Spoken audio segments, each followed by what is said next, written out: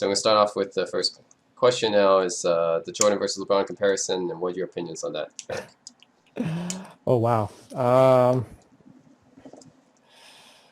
Now, like we mentioned last time, let's just Mm-hmm. say if I was a GM and you gave me prime LeBron, prime Jordan, or rookie LeBron, rookie Jordan, Mm-hmm. um, these two guys to choose my first pick.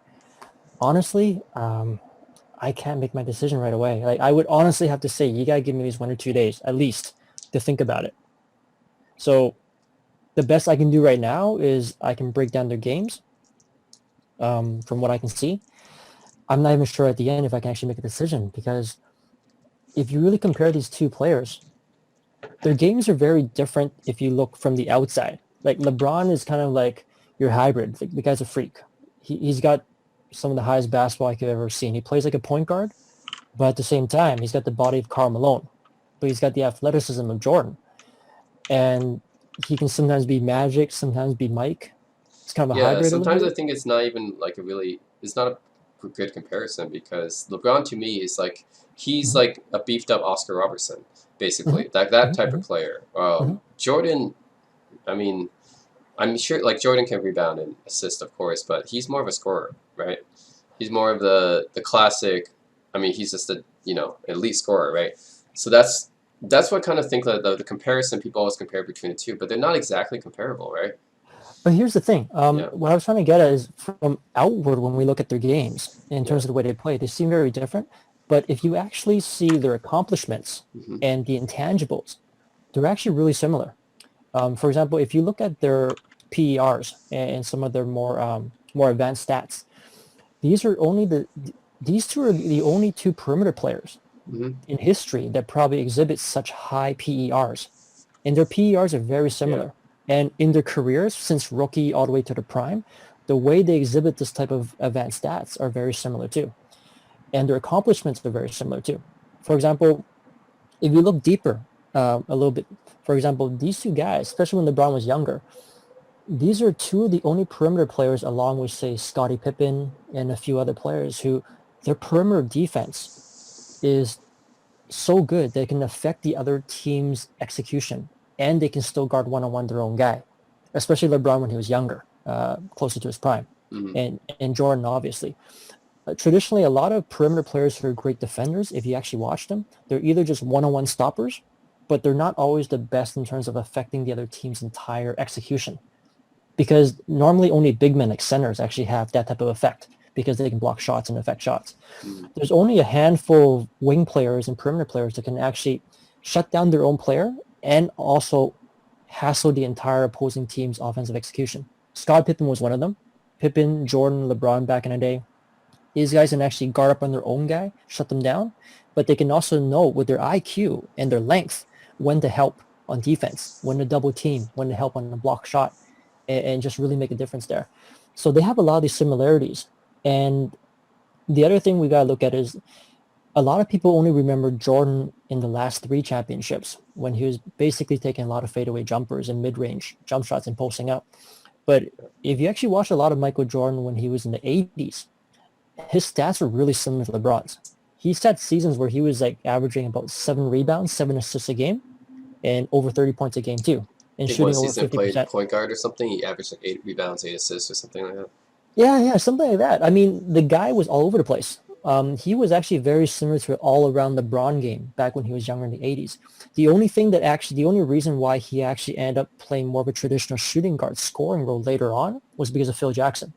It was actually Phil Yeah. Jackson's decision to actually take him out of the paint. Because if you actually watched back in the 80s, especially when he was a rookie, a lot of Hmm. the coaches didn't even know how to use this guy. Because this guy, he can pass like a point guard if he really wants to. He can score like anybody out there. But he was also grabbing rebounds like a power forward. And he was blocking shots.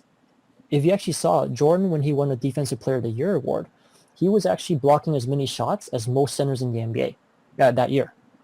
And during the 80s, if you watch, sometimes they actually put him in the paint, Right. and he was in the paint actually trying to block shots and affect shots because he jumps so high and he has such good anticipation. A large part of the reason is because when Jordan played in North Carolina, when Dean Smith actually coached players in North Carolina, during training, they don't really just talk about, okay, the scrimmage, who's going to win? Like, team A, team B, how many points you guys got. He also actually judges the players, how well you do, by a point system that's not based on scoring. For example, in the point system, getting a steal, getting a loose ball, or picking off a loose ball, getting rebounds, all these counts as a point along with scoring. So that's why a lot of North Carolina players back in Jordan's time, they were more worried about the all-around game, trying to accumulate points, trying to get the steals, trying to do the little things in basketball. And that's why they're such great players when they went to the NBA. And that's why they're all over the court. And that's similar to what LeBron does, because LeBron's a stat stuffer too. Yeah. So actually, when Jordan was in the 80s and compared to LeBron, they had very, very similar games. Very all around. They can rebound, they can pass, they can block shots. It was only Phil Jackson, because Phil Jackson wanted Jordan's career to be longer. So he actually took Jordan out of the paint and wanted to play more in the perimeter to lengthen his career, because he didn't want too much grind on Jordan's body. And that's the reason why Jordan actually eventually played more in the perimeter. But early on, his game was very similar to LeBron's, very all around. So if I had to choose, Jordan is obviously more of a pure scorer. And I would say Jordan has a bit more of a killer instinct. LeBron has a tendency to sometimes defer with his teammates a little bit more than Jordan. And just like Jordan's scoring ability, sometimes Jordan can get tunnel vision too when he's scoring. And that's a good and a bad thing.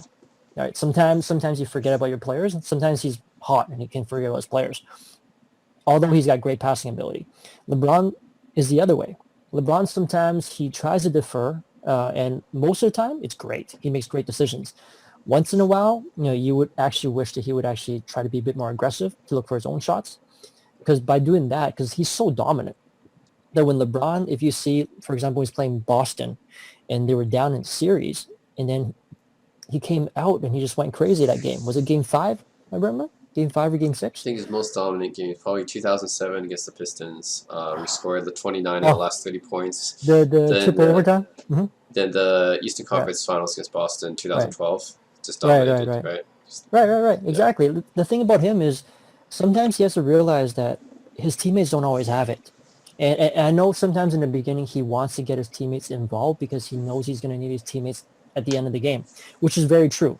And even Jordan does that too. Jordan's learned through Phil Jackson and them to actually do that later on too. In the beginning, if you could, involve your teammates first. Get them engaged in the game. Get them hot. And then because by the end of the game, you might get double teamed. By the fourth quarter, the other teams might start double teaming you. That's when you need your players to be hot already so they can hit that open jump shot when you give them the ball. So LeBron's smart enough that he knows that. That's why he's trying to get his teammates involved. But sometimes you would notice that there's actually absolutely nothing going on for his teammates in the game, but he's still trying to make that pass when there's nothing there for them. And those are the times when there's nothing going on, like at all, then he should try to actually be more like MJ. Yeah. And just open up the game, because the guy can morph in between Magic Johnson or Michael Jordan, or he can even be a Shaq if he wants to be, because he's so physically imposing. And it's so unfair for him to have such a big body and be so athletic that he can be like Shaq out there and just bully everybody else. So when there's nothing going on good for his team, and if his teammates don't have it, then you know what? Go be a Shaq. Go out there and just destroy them physically. And once you do that, it's going to open up everything else for your teammates anyways.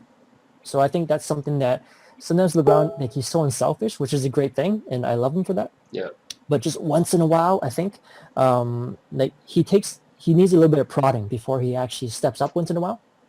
Of course, even when he's actually not completely in crazy stepping up mode, the guy's still amazing, obviously. But just sometimes you notice that between him and MJ, the difference is that Jordan, you would notice that all his final series, I'm not talking about the finals record. For the most part, I do not hold LeBron's finals record against him. Mm-hmm. I think for the most part, it's an accomplishment that he's been to the finals so many times, that he's led that 07 Cavs to the finals. That's an accomplishment. Yeah. You shouldn't take that away from him, and say Jordan's, 6 for 6 in the finals and LeBron's not. I think the people going cares about finals records it's stupid, because it's stupid, yeah. Like people who never make the playoffs, you're gonna say it's better than not making the finals and losing. It doesn't make sense, right? Exactly. So does that mean LeBron should purposely just miss the finals when he had the 07 Cavs team? I know, right? His finals record would be better. but he missed Yeah, the playoffs, so that doesn't make sense, right? it doesn't make sense at all. I mean, the fact that he led that 07 team to Yeah. the finals, that's a plus. You know, it should not be a knock on his legacy. That's a plus on his legacy, right? For example, with Jordan, you know, he couldn't get past the Pistons. Mhm. And if Jordan actually finally got, if Jordan, say, one of those years before the 91 championship, say in 89 or 90, say in 89, and then if he actually got past the Pistons with a much more shabby team before Scottie Pippen was developed, and then he loses in the finals, say to the Lakers, well, hey, that's an accomplishment, right? That can't be a knock on him, Exactly. right? That's exactly what LeBron did. He was able to take a team that wasn't even ready yet to the finals, and that's an accomplishment.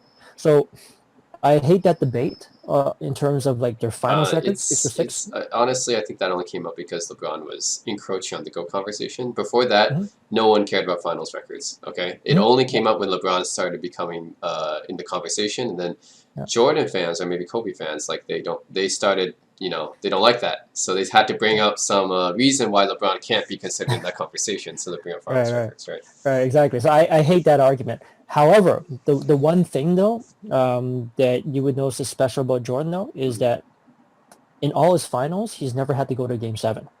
So he was 1 in 5 and 6 game series for all the rest. 5 for the first one against the Lakers, six game series for all the other ones. He's never ever had to face elimination in the finals. So I think that is one thing that, and that goes back to the mindset because with LeBron, what I mentioned, the guy's amazing. You know, I love LeBron, but at the same time, sometimes he needs the other team to actually really piss him off or just completely just keep prodding him until he finally steps up to wake him up. It's almost like, you know, it's like you're waking up the giant. And LeBron kind of needs that sometimes. And sometimes, you know, you have to have the other team just put his back against the wall and his team's facing elimination. And then all of a sudden, LeBron comes up and he goes crazy. And he does normally. He normally really does step up for his team in those situations.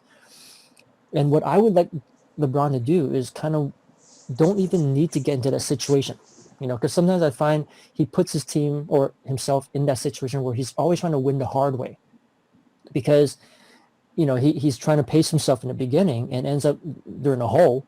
And then he's got another 2 or 3 years and then he steps up. But I would like him to not even put himself in that hole and just come outright and just have that killer's mentality. That's something that Jordan has. Jordan during his championship eras, he's never faced that many elimination games. Yeah, at all. Well, there's one thing I have to say about that Mhm, is mhm, so I feel like in general LeBron has faced tougher teams than Jordan has in the finals. mhm, mhm, There's some exceptions, obviously 2011 finals. That's one LeBron should have won. mhm. But I mean, the 2014 Spurs, the 2017 Warriors. I don't think any of Jordan's teams were that good. I mean, like those were dominant finals teams, right? Mhm, mhm, Like the 2014 Spurs, they beat their opponents by like record margins. 2017 Warriors went 15-1 in the playoffs. mhm, mhm, I mhm, mean, those are dominant teams. mhm. So I'm not sure if Jordan what was Jordan's best. Probably maybe the Showtime Lakers or the Jazz. Probably they were the best opponents. I wouldn't say so. I would say Jordan's best opponents in the finals were either the Portland Trailblazers in '92 or Oh, the Phoenix interesting. Suns in '93. Because the league was actually a lot more stronger during Mm. his first 3 championships, in my opinion. And the league was actually weaker in the second 3 championships. And that's the reason why, if you actually compare, for example, during the first 3 championship era of the Bulls, during the early 90s, the Utah Jazz team was still around with Stockton and Malone at the time during the first 3 championships. The team actually arguably might even be a little bit better during the first 3 championships, that Utah Jazz team, but they never made the finals because there was too much competition during that time. And the Sonics Um, too. Yeah, they're good. yeah, there's too much competition. I mean, you had the Lakers and you had Spurs, you had Hakeem in the Rockets. There was just a lot. In Portland Trailblazers was an amazing team during the first 3 championships. They were an amazing True. team, Two finals during that time. Yeah. totally stacked. That's why the Jazz never really had a chance to make the finals against these teams back then. So Portland Trailblazers '92, I think, in my opinion, was their toughest competition in the Hmm. finals. And second would be Phoenix Suns Hmm. because Phoenix Suns was so stacked offensively. They're really talented as well, but I don't think Phoenix's execution was quite as good as Portland's. Portland, I think, had it all. They had toughness. They had a lot of talent. They were stacked. They had Clyde Drexler and a bunch of other guys, Terry Porter. Yeah. Um, a lot of really good players that were tough, and they had a great coach in Rick Adelman. Interesting. So yeah, very, very, very tough team. No, 96 So Sonics. They took mhm, 72. I mean 72-10 Bulls. They took them to 6 games. It's pretty mhm, mhm. impressive. Well, but if you actually really, really watch that series, you can tell the Sonics never had a chance. Because the Bulls were up 3-1 in the series. They were up 3-1 in the series quite easily, and then Sonics actually just stepped up and won 2 games, and then Game 6 wasn't even close after that. And I think the biggest difference is they matched up really well against the Sonics. And also, I don't think Sonics as a team, their execution wasn't. They had a really good defense. The Sonics had a good defense, and in that series, the one thing that they had against the Bulls that worked was Sean Kemp. In that whole series, the Bulls didn't have anybody that can stop Sean Kemp, and Kemp just went crazy against them. He was a good matchup against the Bulls, but all their other strengths were actually shut down by the Bulls. They didn't match up well against the Bulls anywhere else on the court. For example, Gary Payton offensively was pretty much shut down for the whole series, and a lot of the other players just couldn't get going. Defended Jordan Uh, pretty well then. yeah, he guarded Jordan pretty well. I mean, Jordan didn't have a particularly great series. Hmm. Of course, he just came back from baseball, so he wasn't in his best shape. In my opinion, MJ was actually in better shape in 97 than he was in 96, which a lot of people didn't know. But at the same time, but Gary Payton couldn't get off his offense.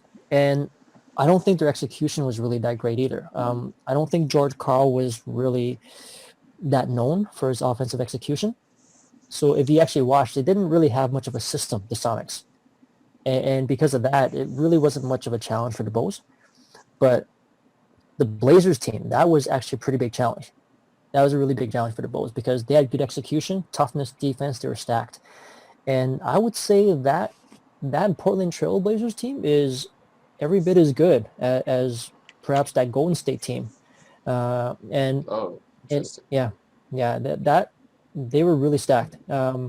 I mean, now LeBron, the teams that he's lost to, though, I would argue that Jordan's never faced. I would argue that Bo's team, they've never faced as good of a team as the ones that LeBron lost to. Yeah, well, that's what I was saying. The 2017 Yeah. Warriors. That's an incredibly stacked team. Like, I mean, the Warriors team with Kevin Durant. Okay, I don't think the Bulls have ever faced anything like that. I don't think yeah, anybody's ever faced anything like that.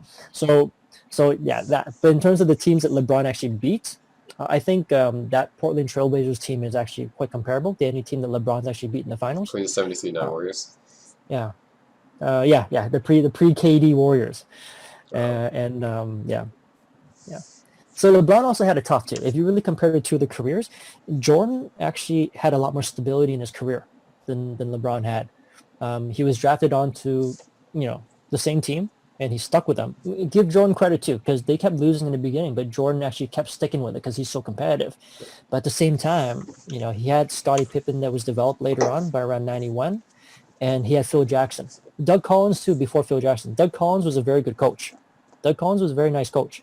And I think Doug Collins was kind of your great coach that got them from, point A to point B. And then Phil Jackson, along with that Bulls coaching staff of Johnny Bach and Tex Winters, and then later on Jim Clemens, was one of the best coaching staff you'll ever get in history. And that's the championship coaching staff. They got them from point B to point C. And the thing is, MJ had the benefit of actually playing in a system under a great championship caliber coach from earlier on. Whereas LeBron, he never had much help in Cleveland. The organization didn't give him much, and he had to move on other places with no stability. And he always had to play for rookie coaches or pretty new coaches, and he yeah, actually would he still win championships, he never right? had a So, Hall of Fame coach like no, Jordan or no, Kobe did. Yeah, exactly. He never had a Hall of Fame coach, or Hall of Duncan. Fame Yeah, system. Yeah, exactly. Whereas if you see every other player that won multiple championships had that. I mean, Kareem, Magic, you had Pat Riley, yep. you know, Michael Jordan, obviously, Phil Jackson. Kobe Bryant won all his championships with Phil Jackson. Shaq had either Pat Riley or Phil Jackson. It's true. I mean, He's Tim Duncan has Greg probably Popovich. the only top 5 player that didn't have a Hall of Fame coach. Yeah, yeah. Well, I would also argue that Hakeem Olajuwon too. I would say from what I can see from all these superstars that actually won championships, Hakeem Olajuwon and LeBron pretty much had it the toughest.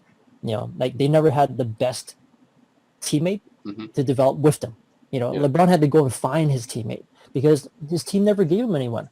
So he had to go find it, and he never had the coach. He never had the coach. In my personal opinion, Frank Vogel is probably the best coach he's ever had. I've always been a big fan of Frank Vogel. Um, ever since he was in Indiana, I've always kind of wished that LeBron had a coach like Frank Vogel. Hmm. So that's what this off season, when they're choosing coaches, I actually silently, my gut was telling me that I wanted Vogel. So I was really happy when they actually got him, because Vogel actually runs a good system. He actually runs a system where they share the basketball, and he's got a good vision. He's got attention to details on both ends of the floor, defensively and offensively. So they actually play. They have a nice flow in the game from Frank Vogel. So I'm happy with that. But prior to Vogel, I don't think he's ever had a coach of that caliber that a lot of these other great players had. So you got to give LeBron credit that he can actually win championships, regardless, of not being in such a great situation and always playing for like rookie coaches and whatnot. And Yeah, I that's a huge was. accomplishment for LeBron. Yeah, and So I also wanted like just that probably Anthony Davis right now is, I would say, probably the best teammate he's ever had. I I mean, think so. because when people look at it, they think, oh, LeBron joined super teams, Wade and Bosh, and Kyrie and Love. But it's so Bosh and Love are not, to me, like they're not like the Mhm. first rate kind of superstar guys. Right. Kyrie was kind of, I think people know by now that Kyrie's not really he's not really a good player to play with. Like he's kind of like a toxic player actually. Right. Um, Right. Right. he's yeah. So I wouldn't consider him like that top eight superstar that LeBron really needs. Wade was probably the best teammate he had before AD, but the problem with Wade was he declined after 2012, and he Hmm. started getting injured. Right. So he didn't. He probably had like half, maybe like 2 years of Wade's prime. That was it. Hmm. Um, Right.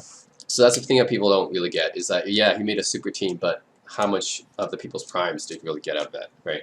So AD, that's Exactly. is purely in his prime. So that's I would say Right. that's best teammate. And that's it's kind of unfortunate that the NBA suspended the season, but Hmm. hopefully they'll get back up, and I hope we so. can see what LeBron and AD can finally do in the playoffs, right?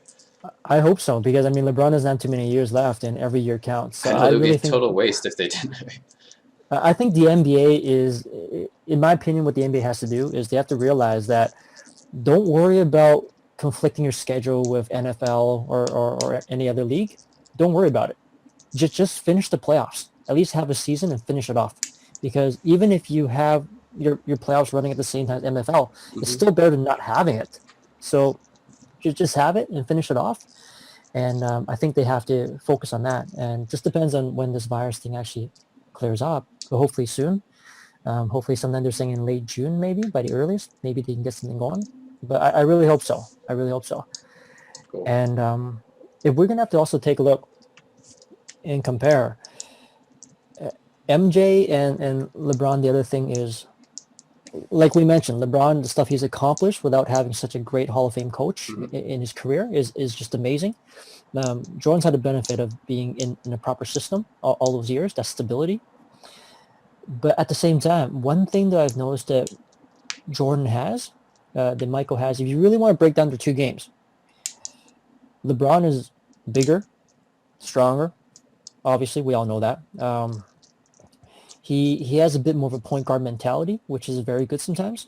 I've noticed that LeBron, when you give him very little, he can still elevate his teammates because he's such a great point guard, and he can make everybody around him better. So, and LeBron is just so unselfish on the court, and you would notice almost every team that LeBron goes to, the team chemistry is always great. Almost every team that he goes to, they've always had a positive locker room almost most of the time. So all that is great. Jordan is a little bit different.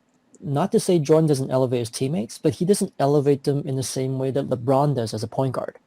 I find that Jordan elevates his teammates in a different way in terms of being demanding and having high standards. Yeah. So because when you're playing with MJ, you're gonna have to prove to him that you have heart, and that because '90s basketball and '80s and '90s basketball is a completely different beast compared to now. '80s and '90s was a lot more aggressive, a lot more physical, Yeah. a lot more physical, and you're literally going to war when you're playing playoff '80s and '90s basketball. So when Jordan actually when you want to be a teammate of Jordan's, you're gonna have to prove to him you're tough enough, and you're tough enough to actually go to war with him every night in the playoffs against these teams like the New York Knicks and the Detroit Pistons. So Jordan's gonna test you, and because of Jordan's pretty much how demanding he is, he pretty much brings the best out of his teammates throughout practice and everything. Everyone's gonna be on point during practice because MJ is not going to let that type of stuff slide. So they both elevate their teammates in different ways. MJ, though, I would say is quicker than LeBron. In a half-court setting, MJ has the better ability to break down his defenders in a half-court setting. And Jordan also has a better natural mid-range game. Ever since he was a rookie, Jordan was a natural mid-range scorer. He always had a mid-range jump shot, and he was just deadly in the mid-range. Whereas I think LeBron, he developed that and got better and better, and now he's really deadly in the mid-range now as well, along with the three-point shot. Yeah. Defensively, they're both very similar when they're young. They're both great defensively. One thing, though, that Jordan had that I find LeBron doesn't completely have is you would notice that Jordan probably has a stronger ability to focus. From me watching both of these guys play, I watched almost all their games, both of these guys. I feel Jordan like and LeBron isn't. He was a good defender in his Miami days, but after that he kind of slacked off. And that's somewhere where I think Jordan never really slacked off when he was with Chicago. His defense, like you said, he was more focused on that, right? I feel like LeBron sometimes, especially in like regular season, he doesn't care that much. Well, maybe nowadays. This year he was playing very good defense. Yeah, this year LeBron played great defense. I was talking about I mean, the with, last with, couple years. with Cleveland, his second stint, right? He wasn't as focused as he was in Miami, right? So that's whereas Jordan, I think he'd be focused like all the time, whatever teammate situation you'd be in, right? Right. But in terms of the focusing, what I also mean is in terms of the turnovers, it's very rare when you watch Jordan play that he actually makes a mental error or that he actually commits a turnover. Like Jordan seems super focused when he plays. This ability of his where he's never clumsy, he never loses the ball really, and he just has very little turnovers. Whereas I find LeBron has a tendency to sometimes make a mistake and would commit more turnovers than Jordan, and that's a pretty big thing. Because sometimes in a big game, when both teams are tense, if you can give the ball into Michael Jordan's hands, and he guarantees you he's gonna at least get a solid shot off, or whatnot, and he's not gonna lose the ball on you, then that's a big thing in a tight game when the pressure's on. Whereas LeBron, sometimes I've noticed that his rate of turnover is a little bit higher, and he just fumbles the ball a little bit more compared to MJ. Jordan had better ball handling. And overall, I would say Jordan had a little bit better footwork than LeBron. So with the agility and the ball handling, because Jordan's hands are very, very big, we have to remember. The guy's got crazy $1 million hands.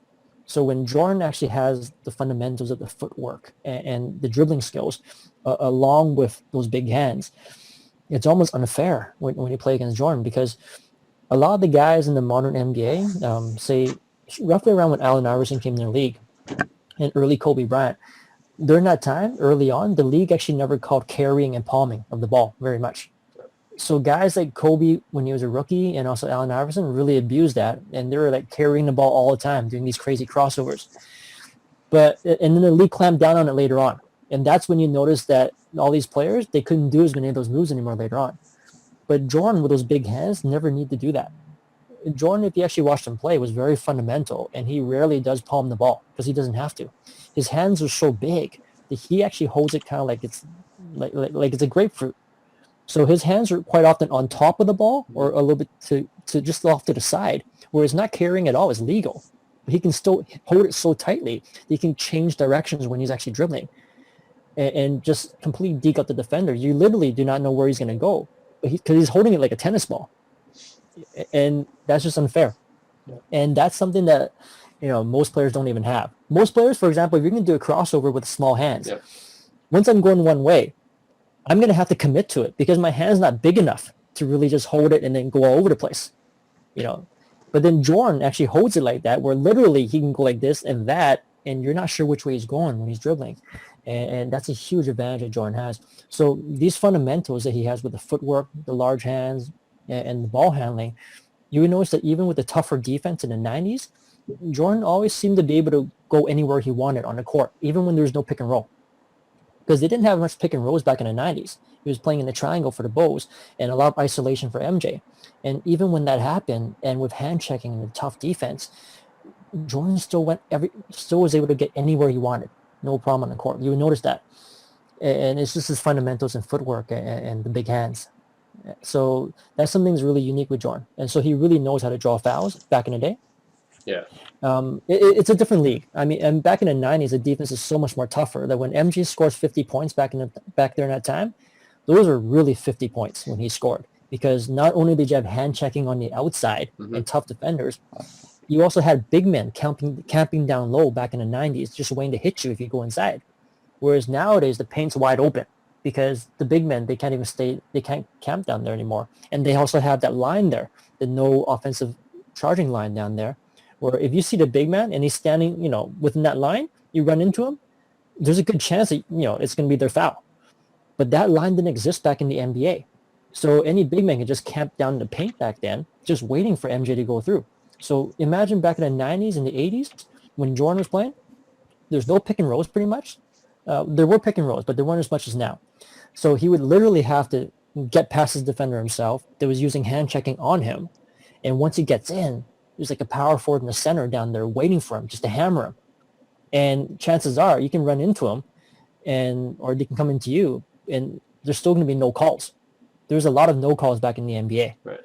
Whereas nowadays you see the big man and the heel of his foot is actually on that line down there in the paint. And if I run into him, chances are it's his foul, and I'm going to get free throws. So nowadays is a much more easier way to score now. No hand checking now. So nowadays, pretty much with no hand checking, automatically the defender has to give you space because with no hand checking, they can't keep up with you if you try to drive. So automatically now everybody gets 2 to 3 feet of space now. And that's why you see players like Stephen Curry now, they can just pop up and take a shot anytime they want. Whereas in the old NBA with hand checking, the defender can come up on you now. And when they do that, they take out your airspace. There's no room to get off those shots in the old NBA. Right. And so it's a totally different ballgame. So yeah, if you want to compare these two guys, both are just amazing in their own rights. And just like what I mentioned. So even now, I honestly can't tell you who I'm going to choose or who I could choose. But if I break it down, that's pretty much it. I mean, cool. LeBron, bigger, stronger, more point guard skills. Jordan, though, I would say quicker and better focusing ability, less turnovers, more of a killer instinct. I would say Jordan is more of a natural shooter. LeBron by percentage has become a very good three-point shooter nowadays. But in the mid-range, that jump shot form, Jordan had a more pure jump shot form, if you really want to compare. For example, LeBron, when he shoots, even now, quite often, his elbow is a little bit too far out. Yeah. And because of that, he tends to miss shots a little more easily.